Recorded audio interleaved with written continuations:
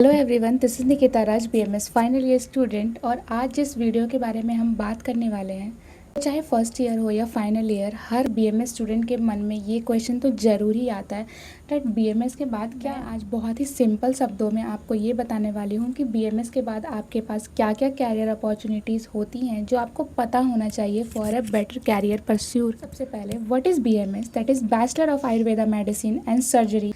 ये 5.5 साल का कोर्स होता है जिसमें आपको 4.5 साल थियोरिटिकल नॉलेज एंड 1 साल दैट इज़ इंटर्नशिप आपको प्रैक्टिकल नॉलेज दिया जाता है। इसमें आपको Ayurveda theories, practical, clinical knowledge भी दिया जाता है, प्लस आपको सर्जिकल नॉलेज भी मिलती है, इसलिए आप दोनों वर्ल्ड के डॉक्टर बनते हैं। अब यहाँ ये स्टार्ट होता है कि आयुर्वेदा डिग्री के बाद क्या।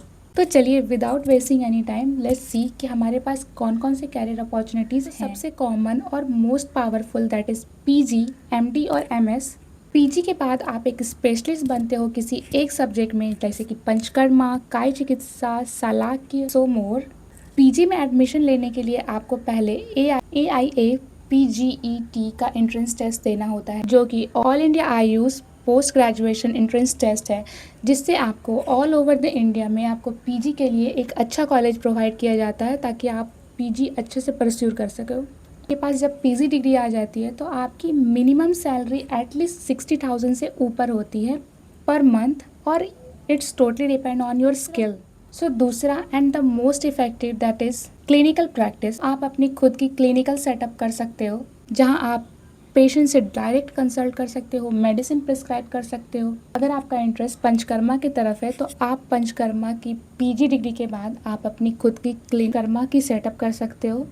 हाँ, स्टार्टिंग में थोड़ी सी दिक्कत होती है, बट जैसे जैसे लोगों को आपके बारे में पता चलता है you will definitely get a more. करते हैं गवर्नमेंट जॉब की, तो बीएमएस के लिए गवर्नमेंट लेवल पे मिनिस्ट्री ऑफ आयुष के थ्रू बहुत सारे जॉब्स अपॉर्चुनिटीज़ दी जाती हैं। Ayush medical officers, research officers of Ayurveda, pharmacovigilance officers, state और central health department, ESIC hospitals. ये जॉब्स मोस्टली आयुष मिनिस्ट्री के थ्रू, PSCS के थ्रू या फिर UPSC के थ्रू कंडक्ट होती है, जिसके कारण इसकी सैलरी भी बहुत अच्छी होती है एंड दैट इज़ 80,000 पर मंथ, और it's totally depend upon your skill. अगर आपको रिसर्च और इनोवेशन का इंटरेस्ट है, आप अपने रिसर्च फील्ड में जरूर जा सकते हो, जो कि CSIR, ICMR, CRAS of Ayush के थ्रू कंडक्ट होती है, और आयुर्वेदा इंस्टीट्यूट इसको प्रोजेक्ट को प्रमोट करती हैं। आप वहाँ पे डेफिनेटली अपनी रिसर्च डाटा एनालिसिस के लिए दे सकते हो, और आप वहाँ पे प्रोजेक्ट के फॉलो के लिए वहाँ पे काम कर सकते हो। साथ ही आयुर्वेदा मेडिसिन जैसे कि पतंजलि, बैद्यनाथ, हिमालय जैसी कंपनी में आप वहाँ पे ज्वाइन कर सकते हो। सो ये तो थी इंडिया की बात। अब हमारे पास अब्रॉड की कितनी अपॉर्चुनिटीज़ है ये देखते हैं।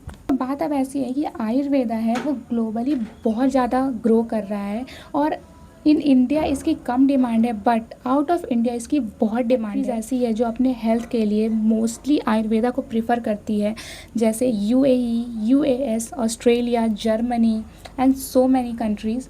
तो आप वहाँ पे as per there rule job कर सकते हो, as a yoga trainer, as a clinical consult, as a wellness consultant. आपको मैनेजमेंट और बिजनेस में इंटरेस्ट है तो आप BMS के बाद हॉस्पिटल मैनेजमेंट भी कर सकते हो, that is MBA in hospital और हेल्थ मैनेजमेंट, जिसमें आपको hospital administration, medicine, medical consult, health management की पोस्ट भी मिल जाती है। फ्रेंड्स, ये तो थे BMS के बाद कुछ कैरियर अपॉर्चुनिटीज़, और आपके पास इससे कई ज़्यादा अपॉर्चुनिटीज़ होंगी।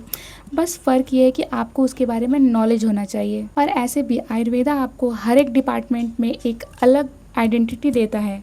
So don't compare your self, because आपके पास बहुत सी अपॉर्चुनिटीज़ आएगी, बस आपको सीखने की ज़रूरत है। अगर आपको ये वीडियो अच्छी लगी हो, hit the like button, share this video to your friends, and मिलते हैं नेक्स्ट वीडियो में। Bye bye.